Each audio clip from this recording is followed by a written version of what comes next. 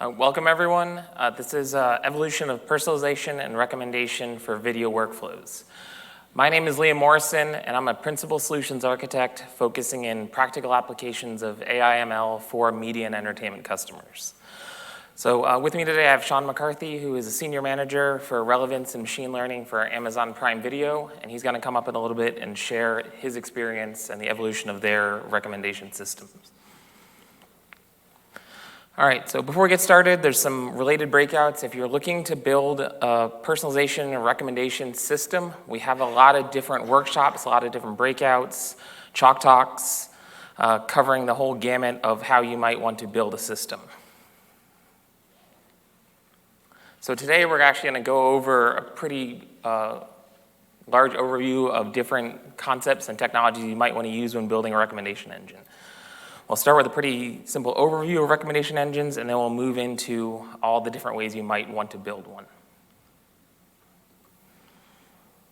So what is a recommendation engine? So a recommendation engine is a subclass of an information filtering system that seeks to predict the rating or preference a user would give to an item. It's obviously way more than that, but this is the Wikipedia high-level overview of what it is. Let's talk about recommendations in general. So recommendations could be anything from a curated shelf at a store, could be the homepage of a streaming site before you provide any data, so it could be the non-personalized recommendations. So these are recommendations that have nothing to do with the user of your service or your website. But they're general curation of lists, usually done manually, could be anything done from just amount of sales of a certain item. So what is personalization? So personalization is the concept of tailoring a service or product specifically to your end user needs. What I'm getting at here is recommendation and personalization are different. What we'll be talking about today for the entire session is personalized recommendations.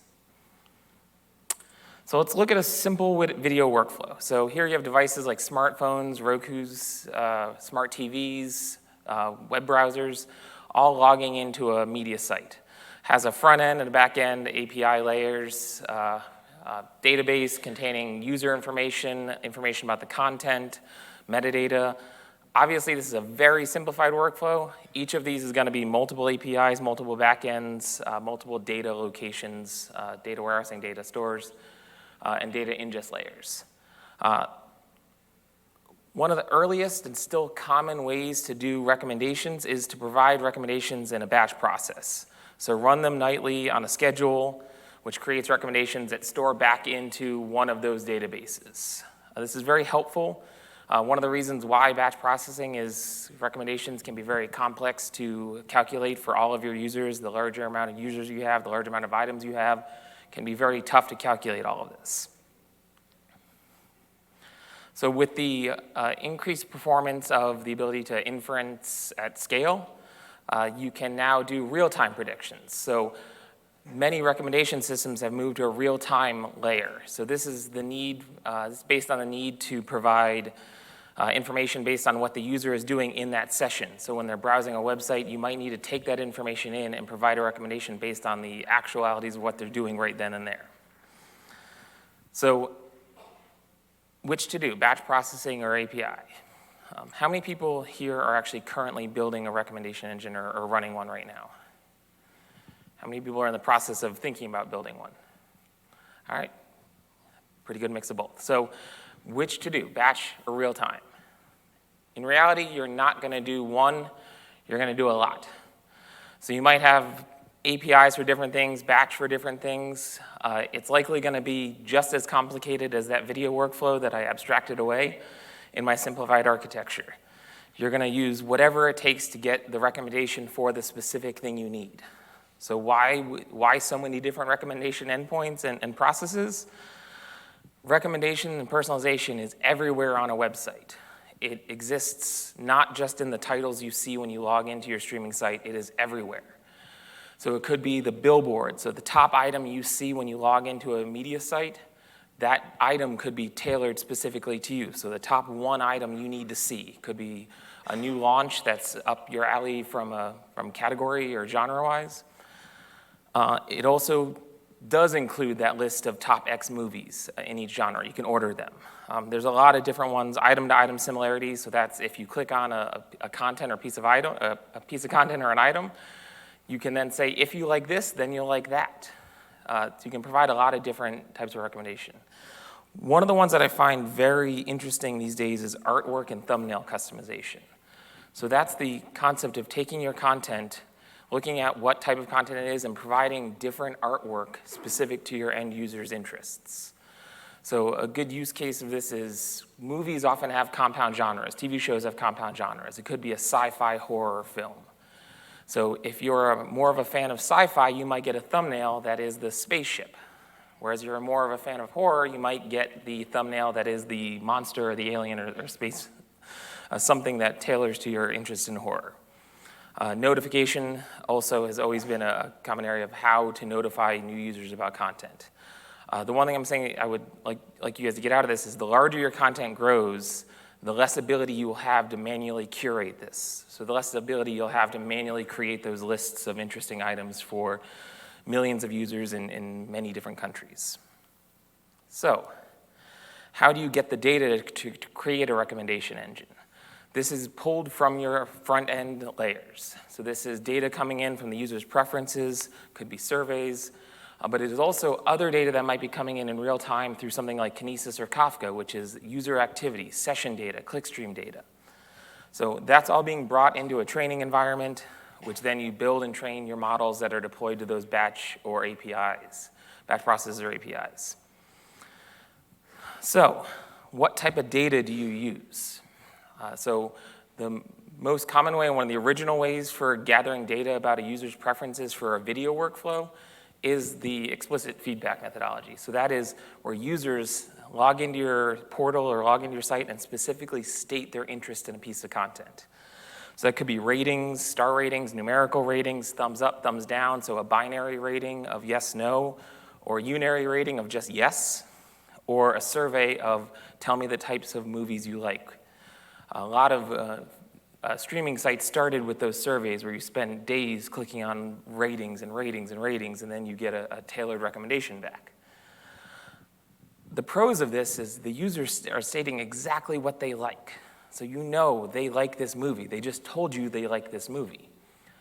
The cons to that are very few people actually rate all of the movies. How many people here rate every single piece of content they watch? How many people rate any of the content they watch? Enough, but not as much as I think we would like from a content and recommendation perspective.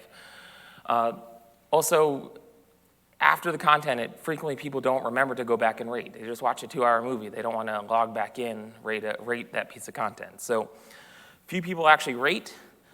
Oftentimes, people only rate on the extremes. They only rate when they really like something or really hate something. So that's another methodology is, I'm so mad or I'm so happy about this movie, I'm going to go back in and rate it. Preferences can change. I may have gone in and rated 1,000 movies when I was 14 years old. 20 years later, probably not the same type of preferences. And those can be even on the month-to-month, year-to-year basis, preferences can change. It's also hard to calibrate. One person's 5-star might be another person's 4-star, 3-star. And the larger numerical numbers, the harder it is to build into a recommendation system as well. So let's look at a good example of explicit feedback. Is anyone here familiar with the Movie Lens data set? So Movie Lens is from a group lens, and it's 20 million movies, 20 million ratings, of 27,000 movies rated by 138,000 users.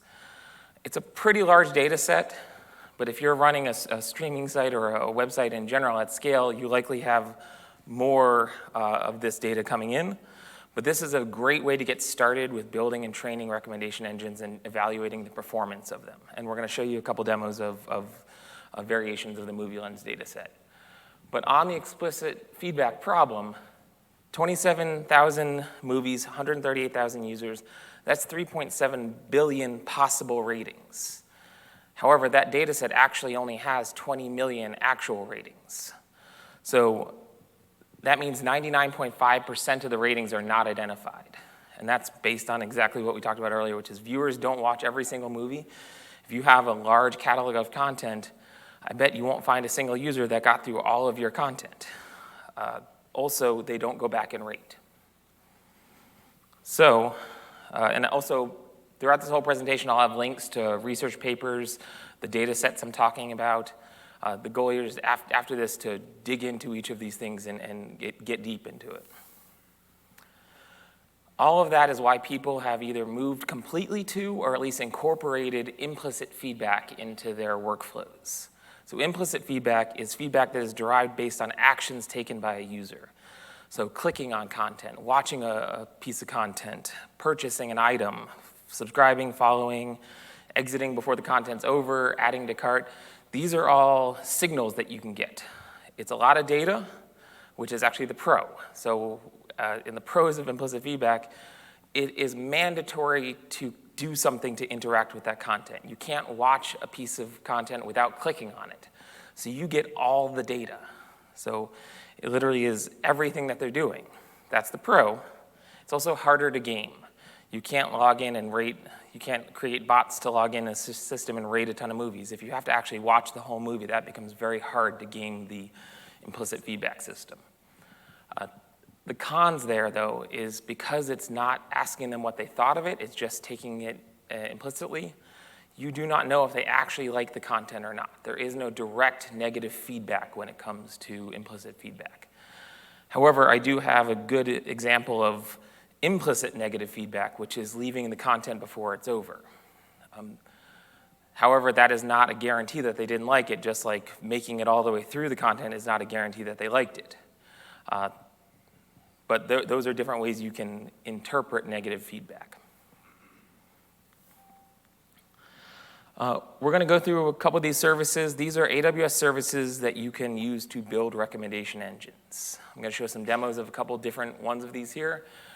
With the exception of partner solutions, I have this list ordered in the order of most abstract to least abstract. So you are the most abstracted from the ML model and problem to the most hands-on. So we start with Amazon Personalize, which I believe there's still a couple more sessions for Personalize this week. That is an end-to-end, fully managed recommendation system from Amazon. We launched it earlier this year. It includes a lot of different ways to generate recommendations using a lot of the different technologies we're going to talk about today. Moving down a step, we have SageMaker, which is our ML platform that helps you build, train, deploy, host models. There are a couple built-in notebooks in SageMaker specifically tailored to helping with recommendation engines. Factorization machines, Gluon, K-nearest neighbors, all are tools that will help, and I'll show you a demo in a second. But also the BYO, so bring your own capability that SageMaker has is how a lot of customers are building their own recommendation engine. So get something out of a research paper, bring it in, bring your model in, build, train, and deploy it in SageMaker. Down from that, we have EMR, which is a distributed system for Spark, MXNet, TensorFlow, many other systems that can build recommendation engines.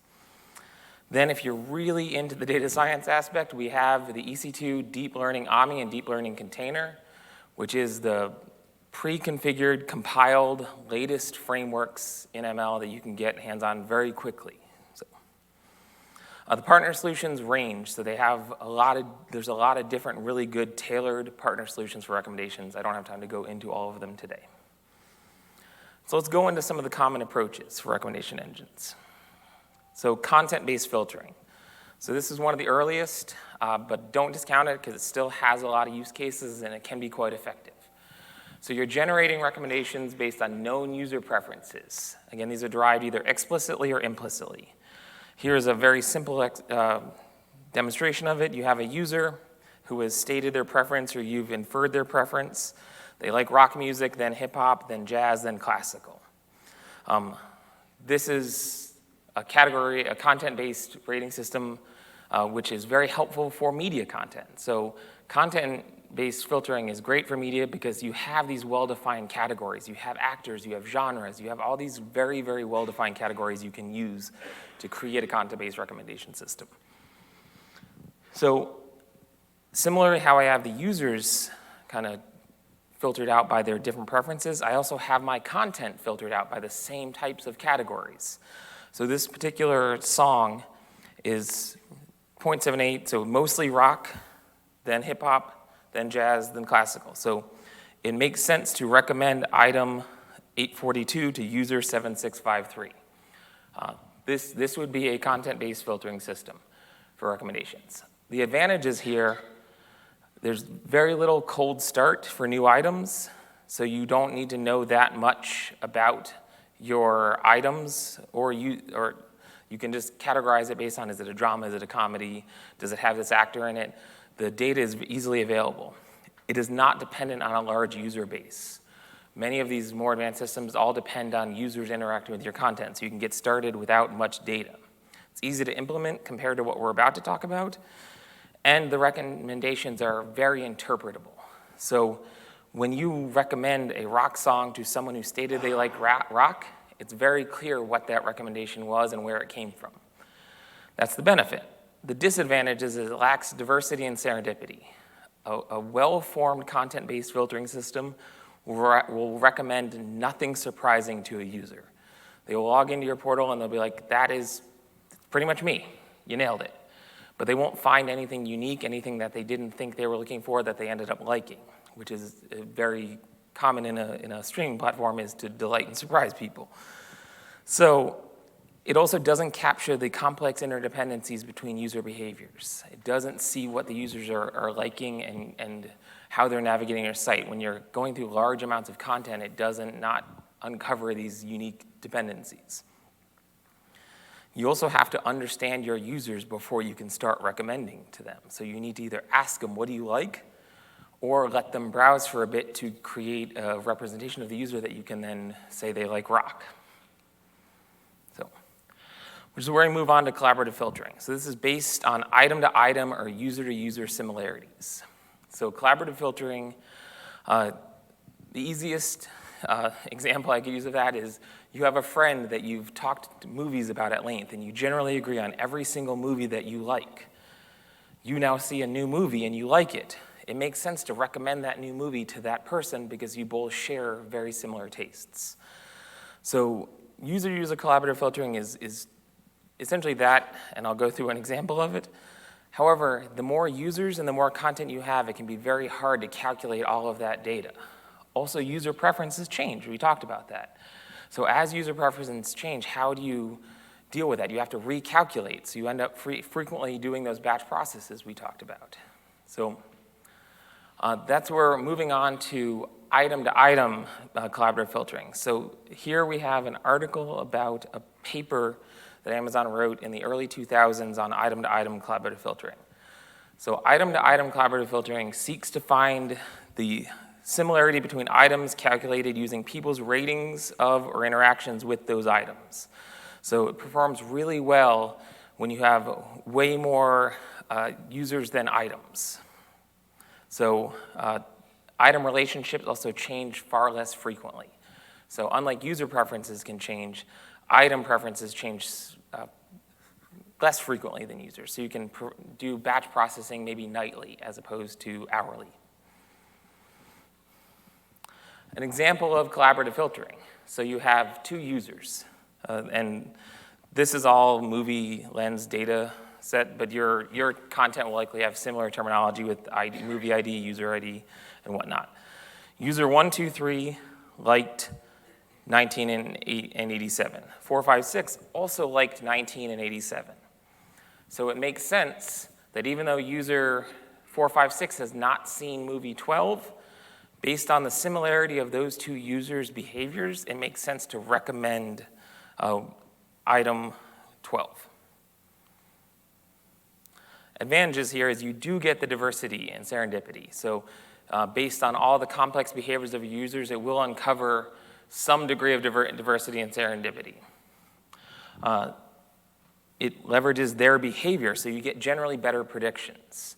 So collaborative filtering generally can provide more accurate recommendations. Feature extraction is easier because you're not necessarily having to do all the content. It's actually looking at the behaviors to extract those features. It does have a cold start problem in that it's based on their behavior, so you need to let users interact with content. So when you add new content to your catalog, add new users, or geos of users, you actually have to understand them before you can accurately recommend, so you might recommend popular items to start with. The user variation rating still does happen, especially if you're using explicit feedback. Lower interpretability based on content-based filtering. So content-based filtering is very clear. They like rock, I recommended rock. This is more based on the behaviors of users, so it is not as interpretable. It's more complicated to implement than content-based. But the benefits, as we go up the stack into deep learning, the benefits usually outweigh the disadvantages, but the goal of this session is to get you to think about all the different use cases. There is no right way to do a recommendation engine. It also can be computationally expensive depending on what methodology you use. So let's go the very basic version of collaborative filtering. I use a concept called matrix factorization. So these matrices are very sparse. As we talked about, the movie lens data set, that is 20 million reviews out of 3.7 billion possible reviews. So that is a very sparse data set. This is a very small matrix to simulate the bigger problem. But if you filled out that whole matrix, the goal of a recommendation engine is to take those question marks and mathematically compute them based on the data you do have. But once you fill out that whole 3.7 billion matrix, that's a very large thing to store as well. So one of the ways to, reduce this and also calculate the question marks is to use matrix factorization. So that's where you take that large rating matrix and split it into two matrices, item and users in this case. And when multiplied, you approximate that completed matrix. So the goal here is to create features and calculate those unknown items. So what you're doing there is you're taking the dot product of the row and column and calculating that. So by that, you can fill out that larger matrix, which is how you then generate the basis for your recommendations. So matrix factorization is actually decent for small catalogs and small amounts of users, but the larger you grow, it becomes very computationally expensive to generate this and very heavy memory requirements. So one of the built-in algorithms inside a SageMaker is factorization machines. So factorization machines allows you to implement a variation of matrix factorization that includes dimensionality reduction. So these are some of the benchmarks in SageMaker of our factorization machines algorithm. So what you see here is the other benefit is because it's a built-in algorithm, it's already built for distributed training. So one of the use cases here is 50 machines for just over 1 hour versus 10 machines for 8 hours costs roughly the same. So then you can generate those batch predictions in a much smaller amount of time. The larger your data sets get, it might take you 24 hours to calculate recommendations for a day. It becomes very tough at that point, so distributing the training is very important. So we have some comparisons against some other implementations of factorization machines, and I also have the factorization machine paper at the bottom here. However, one thing about factorization machines is all you're doing is filling out that matrix. So now you have the movie ratings. But when you have a streaming site, you generally want to say, I want to show people the top X recommendations for them. You could just query all of your results and then order them. But when you have large catalogs and large amounts of users, that becomes very, very tough. So at the bottom, I have a blog we released earlier this year that shows you how to take the data from factorization machines and then put it into another managed algorithm, which is the k-nearest neighbors algorithm, which allows you to create that top X recommendation. So this will help you build the demo I'm about to show you in a pretty short amount of time. And let me get to it. Demo.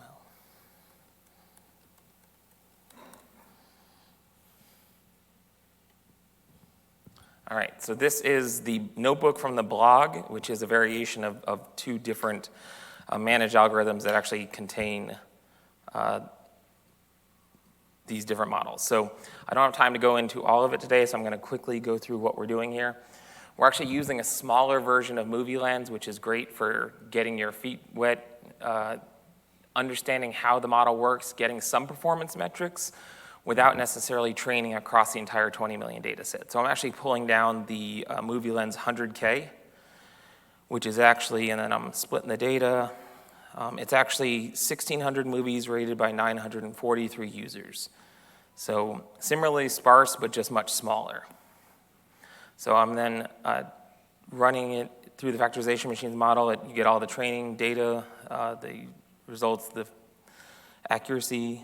I'm now downloading that data, and then I'm fitting it to a k-nearest neighbors model, and then running a batch transform. So this would be equivalent to those batch processes we talked about where you're running them nightly. Let's get a series of recommendations for a random user. Again, there's 940 users, so I can choose from them. This is the ratings for that user, and what you see here is you also see the item IDs. So this is actually what you're getting back from the batch process, and you're getting the distances between those items. So this is a not genre-specific set of recommendations across that. We're going to go to that same user in some different technologies in a second. So deep learning. Deep learning is providing a massive evolution to both content-based and collaborative filtering, as well as providing new ways to generate recommendations. So from autoencoders to more easily uncover correlations in your data, to NLP, computer vision, to extract features from the reviews, from the descriptions of the movies, from the actual visual items that are in the movies. So you can actually create many different ways to featurize your data, and then also build new ways to generate those recommendations that aren't as linear. So some of the advantages of deep learning for recommendation engines, it's capable of modeling complex interactions. So you can move to nonlinear approaches to understand really unique ways your users are interacting with your content. You can also model sequential data, so user behavior, so you can actually model their session and understand the order of events of what they're doing. And with representation learning, you can automatically enable feature extraction. So back on that matrix factorization, the feature embeddings I'm talking about aren't like content-based filtering. They're not genres, they're not actors. They're mathematically derived to be optimal, and they're not particularly user understandable. But you still have to do feature extraction to understand what makes better sense for your recommendation engine. Representation learning can automatically do some of that work for you.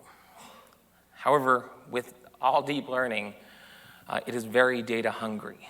So deep learning requires a lot of data, which is another reason for that move over to implicit data gathering. So now you're getting all that data. These are tools that can help you make sense of that data. Also with deep learning, the benefit of high accuracy in the recommendations often comes at high abstraction from the model. So when you're passing things through hidden layers, when you're compressing or encoding and decoding, you often lose the ability to say, this is why this recommendation was made directly. So it can prove a challenge for interpretability. And it can be complicated to implement, and it is computationally expensive, but that's where we have the GPU power, and also the benefits of the predictions usually are worth the work put in to implement it. So let's talk about the session-based use cases. So modeling for personalization. So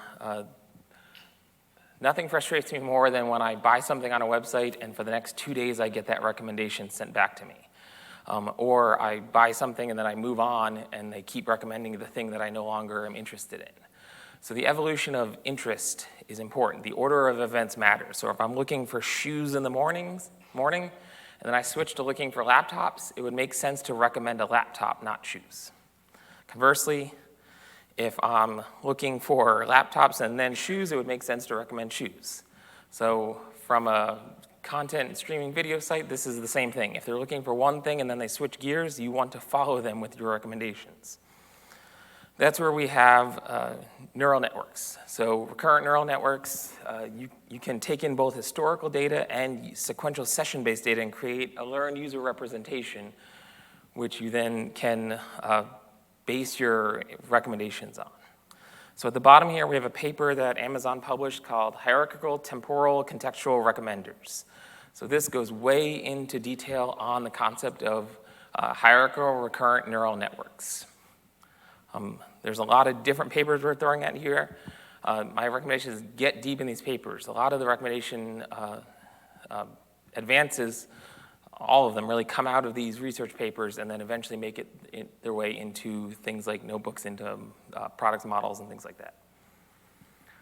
So personalized, we talked about it earlier. I'm gonna show you a demo of how it brings HRNN, so the hierarchical recurrent neural network model. It is a fully managed system. So personalized, and if you haven't been to the personalized sessions, I highly recommend it.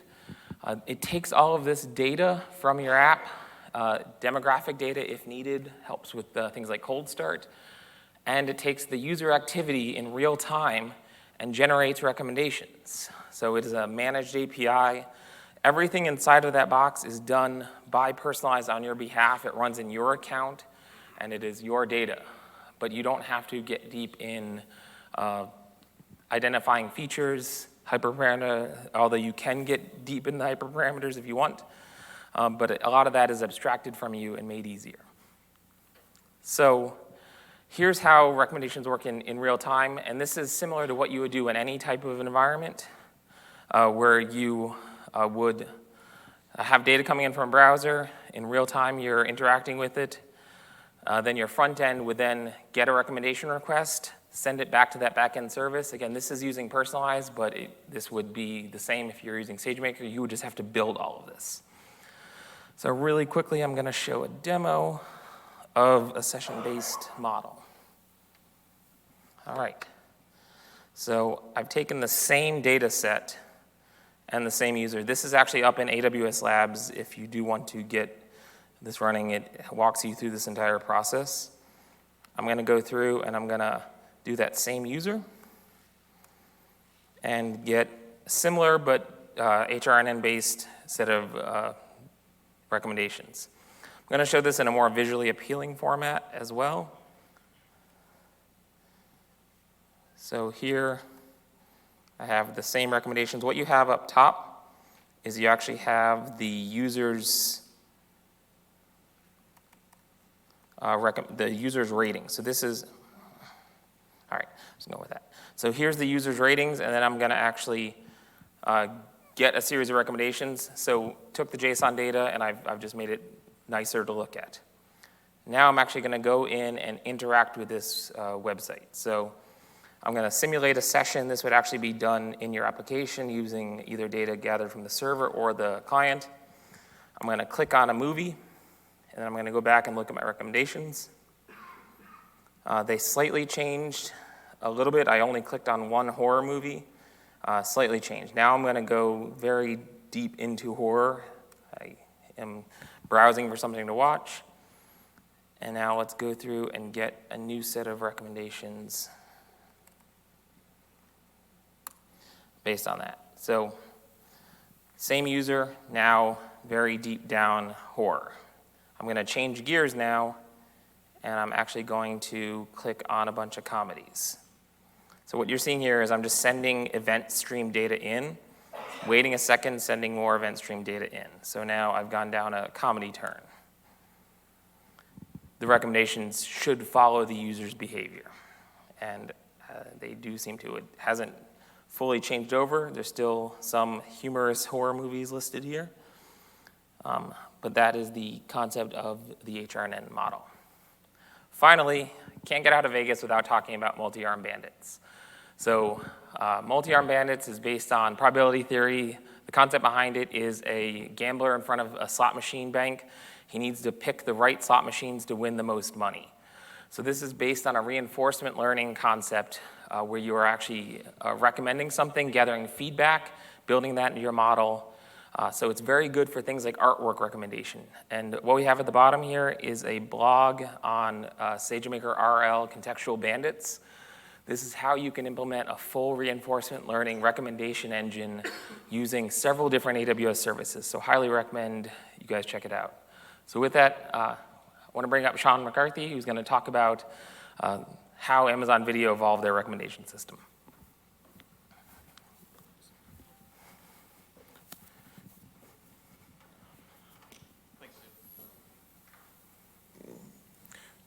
Hey everyone, my name is Sean McCarthy. I'm a senior manager in Prime Video personalization. I lead a variety of machine learning and engineering teams that are helping customers find new content to watch and enjoy on our service. Liam's done a really good job of highlighting the different ways of building recommendation systems. I'd like to complement that with a case study in one of our recommendation systems and how it's evolved, because we ended up using quite a few of these approaches that he's talked about. In particular, we're going to talk about the recommended for you carousel. For those of you not familiar with the service, this is a carousel that helps customers find new movies and TV shows to watch based on their previous streaming behavior. These are actually my recommendations, so feel free to judge my taste to movies and TV.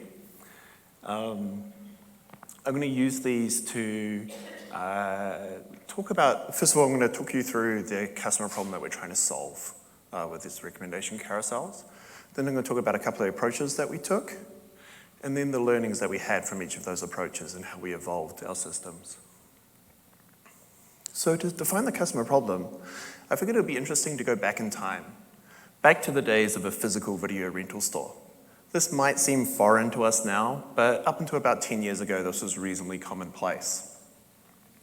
My question here is, how would you actually go about optimizing the layout of the store to maximize customer engagement? When facing questions like this, it's always good to think about the customer. Why are they coming to the store? What's the problem that they're trying to solve? There's a whole bunch of different reasons that customers come to stores or want to watch video. I've broadly bucketed them into 3 categories. The first category is spear phishing. Spear phishing is when a customer knows exactly what they want. Like say they're just out there to get the latest Transformers movie. So some idea customers are people that roughly know what they want. Maybe they want to go get a romantic comedy to watch, or maybe a sci-fi movie. And then for customers with no idea, these are customers that don't know what they want to watch. They're looking to be inspired, looking for something interesting to watch and take home. So what are the typical solutions you saw in video stores? Well, for spear phishing, all the recent and popular movies were at the front of the store, because most of the time that you're looking for a title, it's something that's recent or popular. So this maximizes the likelihood that you're actually going to find the title that you're looking for. If not, you can always just go and talk to the video clerk and they can help you find that title. For customers with some idea, then the store is organized into different sections. So there might be a section for science fiction, there might be a section for documentaries. As long as you can find that section, you could typically find the title that you're looking for. For customers with no idea, they're left to kind of amble around the store, hoping to get inspired by something, or they could take a gamble and go and talk to the video clerk and talk about their bad taste in movies, get an eye roll, and hopefully get somewhat of a good recommendation. These solutions are somewhat shaped by physical constraints. That is, we can't show different experiences to different customers very easily. You know, you could do something coarse like grab all the kids' titles from the back of the store and move them to the front of the store at 3 p.m. because that's when kids get out of school. That would be really expensive to do, and it would probably miss the mark with other customers that were coming in the store at that time. We also don't know anything about the customer until the last stage of the checkout process. They've been walking around the store, they've selected the title they want, then they show you their membership ID card. At that time, you can pull up their information and actually make a recommendation. But they've already made their choice. It's kind of too late. The other constraint here is shelf space. There's only so many titles you can actually show a customer in a physical space. So maybe you've got this huge anime back catalog, and you're not able to show it all because you've only got a small shelf space for anime. So what changes when you move online? First of all, it's really easy to show different experiences to different customers. It's just moving images around on the page. And we also got data with which to do that, because the customer's typically logged in, either with cache credentials or logged in manually. And so we're able to actually pull the history, and we're able to use that to personalize the experience. Another difference here is that we could show everything, right? There's no reason why we can't. It would be incredibly overwhelming for a customer to show it all, but what we really want to do is show a personalized snapshot of the things that they care about. So if they're that anime customer that we were talking about before, then we could show them more of that back catalog that wouldn't have even been shown to them in the physical store. So here, the solutions really depend on the mission again.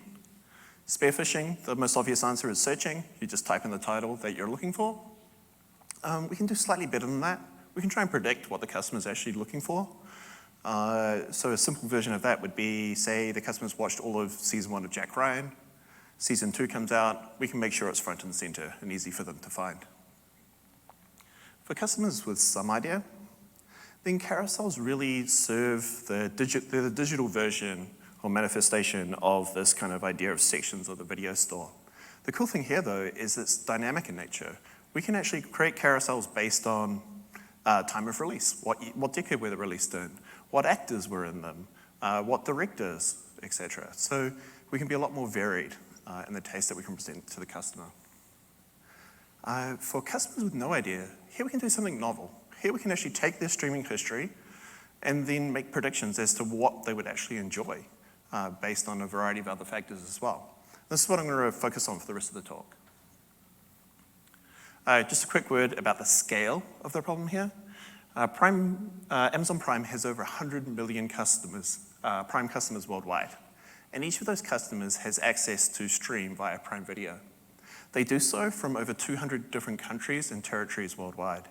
Each country has its own kind of behavioral preferences, its own catalog composition, its, in some cases, its own languages that we have to take into account. We also have an extensive catalog. This differentiates us from several of our competitors. We have a vast assortment of Prime Video and Prime DV shows that you can watch for free with your subscription, but we also allow customers to supplement that. You can subscribe to HBO and to Showtime in the service and see those catalogs. So we need to be able to recommend titles in those catalogs as well. We also need to be able to recommend titles that customers can rent or buy. So we allow customers to actually buy new releases straight out of theaters. And we also allow customers to rent or buy from our vast back catalog of content, which goes back decades. So we need to be able to recommend across all of this content, which is typically several orders of magnitude larger.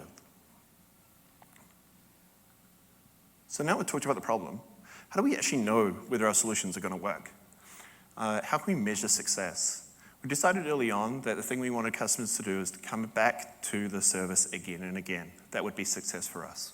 When measuring these kind of long-term effects, one really good way of doing it is an A/B test. For those of you not familiar, the general idea is that you show one group of population, one experience, let's say without recommendations, and another group of people, a different experience, say with populations.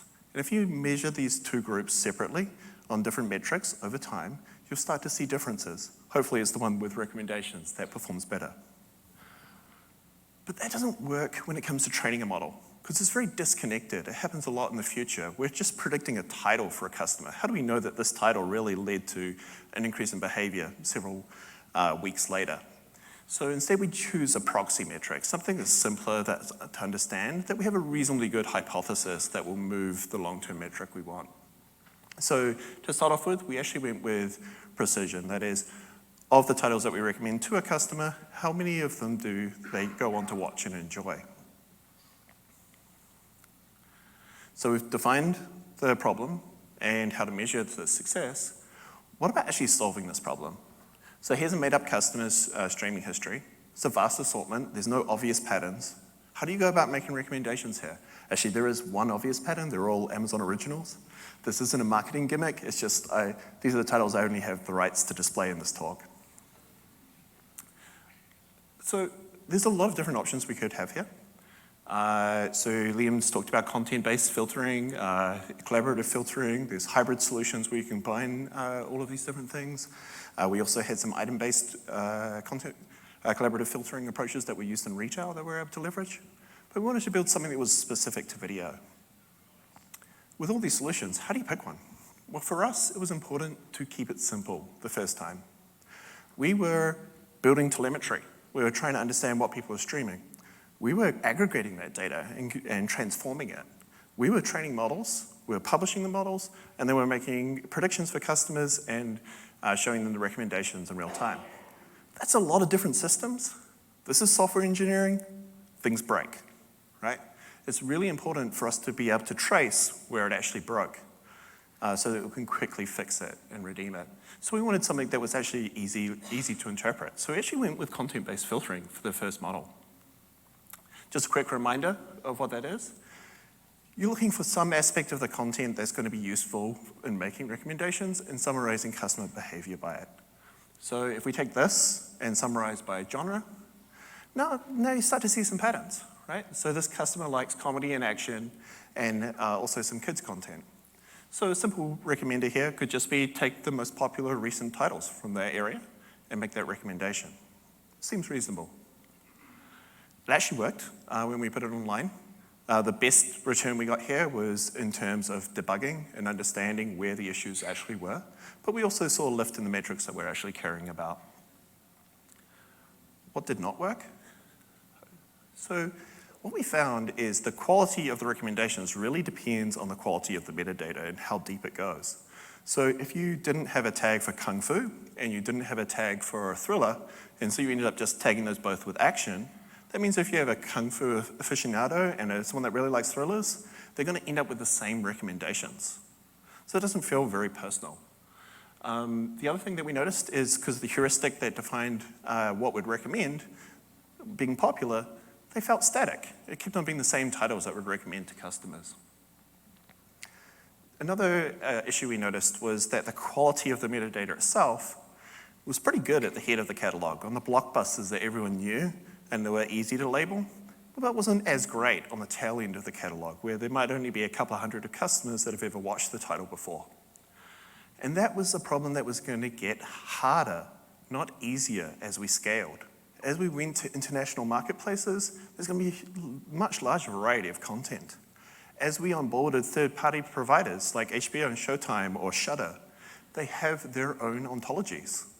And that doesn't map to ours. So if we had to get them to map it to ours, that's going to slow down their onboarding. And any new titles that come out, we're also going to have to do that process for. And that wasn't really going to work and caused a lot of friction. So we went back, updated our measure of success, and we realized that we really needed to measure comprehensiveness. Like how many unique titles are we recommending to a subset of customers from the catalog? To try and get this idea of personalization or diversity of content across customers.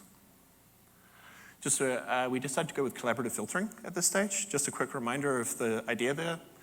You have a customer who has a streaming history, so here customer C, and it kind of overlaps with customers A and B, and A and B both watch the Big Sick, so the Big Sick would be a good recommendation for this customer. What worked? The recommendations were a lot more appropriate and a lot more comprehensive, so that was great, and it led to customer engagement increases. What did not? Well, while we ended up recommending different titles to different customers, we still ended up recommending the same titles to those customers again and again. And what was also interesting is that we started in the first formulation of this, recommending old popular content. So if you think about that matrix and where it's all filled out, there's a lot more entries on these old popular content than what there was on, like, say, recent unpopular content, for example. And so we ended up getting people recommended these kind of old titles that weren't converting. And so we need to come up with maybe a heuristic to say, maybe we should discount streams in the past versus streams in the future. Sorry, if we had streams in the future, we'd be able to build a perfect model. Streams in the not too recent past versus streams that are in the recent past. We also noticed that it wasn't very rapid in responding to changes in customer taste. There's also another problem, which was context. So here we have that same example, but this time they've already watched The Big Sick. Jim Gaffigan seems like the obvious recommendation here, but what if the customer lives in India? Then probably One Mic Stand would be the better recommendation It's a Amazon original about stand-up comedians in India, and that might resonate more than Jim Gaffigan. Maybe they've already watched all the stand-up comedy, or maybe they've got a lot more time on their hands. So perhaps Brittany Runs a Marathon would be actually a better recommendation for them. Or perhaps that doesn't even matter.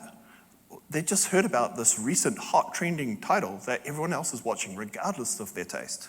So maybe The Boys would actually be the best recommendation for this customer. So given these type of areas where it wasn't getting it right, what were some of the solutions we could come up with? We started off thinking about feature engineering. How can we discount these streams, linear models on top of the embeddings, ensembles, tensor factorization, so making it multiple dimensions rather than just two. It got really complicated really quickly. We found ourselves making assumption after assumption after assumption. And the problem with that is that the assumptions don't scale. And what holds true in the US marketplace doesn't hold true in Germany. What holds true in 2018 doesn't hold true in 2019. And so we'd have to always be constantly reevaluating these assumptions.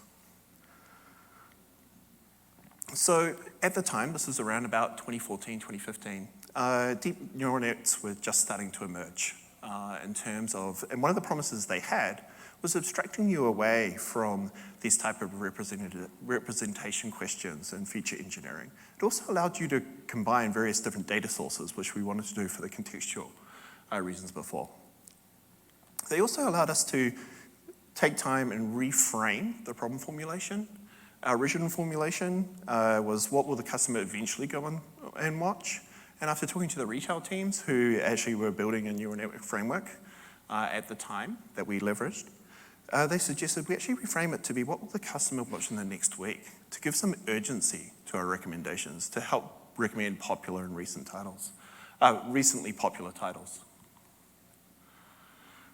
Here's a sample formulation. This was one of our initial formulations here. Basically, the general idea is that you take the customer's streaming history over the last 2 years and try and predict what they watched in the most recent week.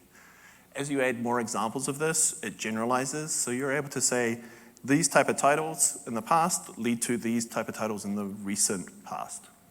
And that's a reasonably good model for predicting what a customer's gonna watch now, right? So you take your streaming history, you predict what you were gonna watch in the last week, take the ones that you didn't watch, and that's your recommendations.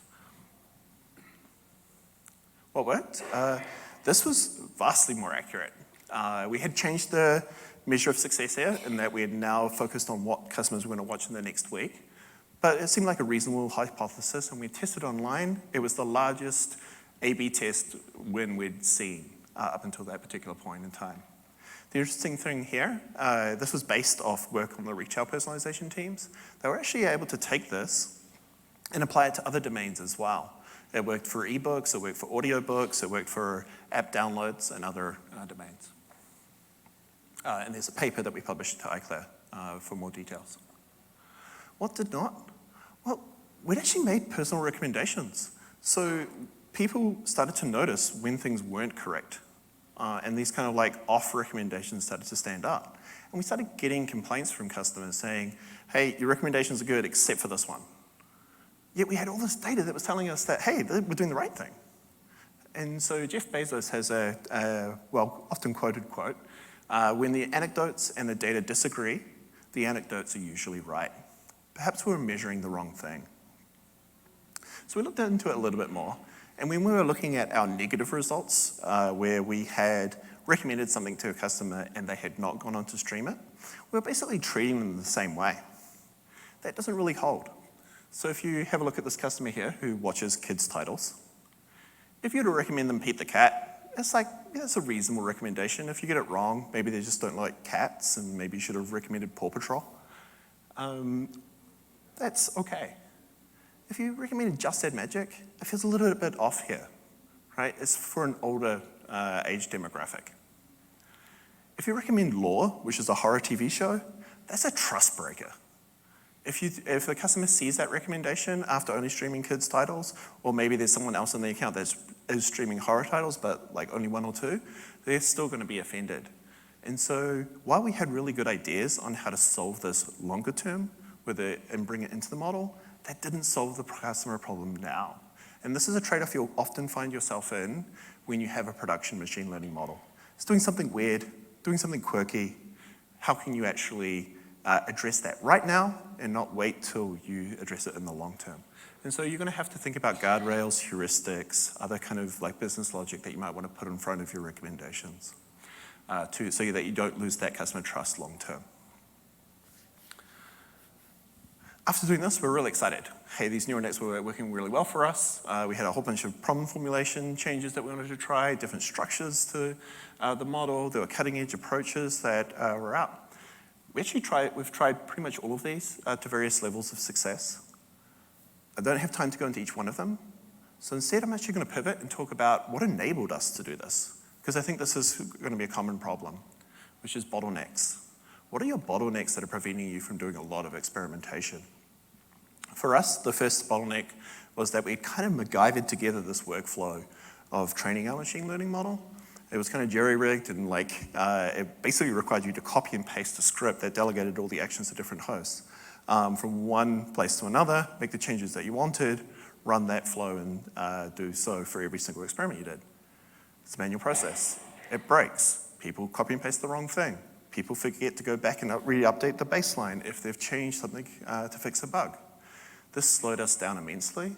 It also caused actual issues in some of our web labs. We actually had a web lab that we had to rerun. Web lab is our internal term for A/B test, where we found that there was actually a problem in the copy and pasting of these workflows, and so we had to rerun it. And so that's expensive. So we ended up migrating to a workflow system that allows us to easily parameterize the workflows, so Airflow's an equivalent externally. This allowed us to define what was the same once, and then just concentrate on what was different each time. And this sped us up immensely, both offline and online when training our models. The next bottleneck we faced was in the validation and publish section, which was we were kind of a victim of our own success. Because we were doing so many more experiments offline, we had to do these steps so much more often, or so many times more often. So we came up with our own way of distributing this across hosts. But that was pretty expensive and pretty complicated. When AWS batch merged, we actually migrated to that. And we got a lot of cost savings in terms of time from that migration. And now we're moving to elastic inference, which allows us to kind of abstract another level up. So we don't have to care about any of the inference work. We just need to say that this needs to happen. The third bottleneck that we had to address, we were using an internal framework. So again, this happened early 2015, late 2014, which is before TensorFlow. It was before MXNet. So we were actually using an internal framework that was optimized to this kind of sparse representations that we were using. And that framework actually still outperforms in a lot of cases when we compare to MXNet and TensorFlow. But it's very specific. When we wanted to try different formulations, we had to go and actually write the CUDA ourselves. And that wasn't a great place for people to be spending time, especially when there was a lot of cutting-edge papers coming out. And so we actually made the migration to MXNet after working with them to optimize some things around the sparse representation. So I think this is actually a theme throughout the talk that I've kind of been alluding to, but I haven't really specifically called out. And that's simplicity through abstraction. Every time you're able to abstract away the technical details, it allows you to focus on the customer problem rather than the technical problem like sub-solution. So the first one we had here was handcrafted features, where we kind of had to understand what was in the content. We abstracted that away by using behavior. Then we had to worry about feature engineering and building on all these assumptions and the way that we're bringing data together. We abstracted that away by moving to a neural net or deep neural net representation. We were copying and pasting workflows in each one, defining all the steps that had to be gone through. We abstracted away the common steps so we could just focus on what was different. We had our custom training framework that was very specific to our use case. We replaced that with emerging frameworks when they allowed us to quickly experiment on the things that mattered instead of concentrating on the low-level details. We had our own custom inference engines. we ended up replacing them with emerging technologies as they came out. Each time freeing up resources, freeing up engineering time to concentrate on the actual customer problem. So a question that you should ask yourselves as you're building your own recommendation systems is whether you care about the evolution of the model. Like, do you actually need to implement the model yourself each and every time? There are definitely reasons too. Maybe your scale is immensely large. You have to work in multiple marketplaces. You have to deal with petabytes of data. That's a reasonably good reason. Or perhaps you have to be beyond the cutting edge. Like, you have to be trying out new things. You can't wait for the new things to be implemented. But if not, you might want to consider something like Amazon Personalize, because it allows you to basically abstract what I've just been talking about to selecting a different thing from a drop-down and doing a little bit of hyperparameter tuning. And that's a lot of value. So I wouldn't default into a choice here. This should be an active decision. You should take time to work out which is the right route for you, but take that time. Quickly, in summary, when you're thinking about building your recommendation system, start with the customer. What is the problem that they're trying to solve? Make sure you're not just going with the technical solution that's cool. Think about what you're trying to solve for customers. Define your success metrics. Think about how you're going to measure success in the long term. Keep it simple. That first version of your model, it's okay for it to be a heuristic model. It's going to help you actually diagnose all the different problems that you have with the various different components of your solution. And it's also going to give you a reasonable baseline that you can always compare against. Embrace failure. Don't be so, you spend so much time building these models and getting them right. It's very tempting to say, Yahoo, I'm done. But the reality is that your model is still not perfect, right? There are still problems where it's not actually hitting the right chord for the customer. And in those cases, you can take that information that you learn and go back to defining the customer problem. Now that you have a better understanding of it, and then repeat the loop and improve. Thanks everyone for your time today. Liam and I are both going to be outside if you have any questions. And also please take the time to fill out the survey. Cool.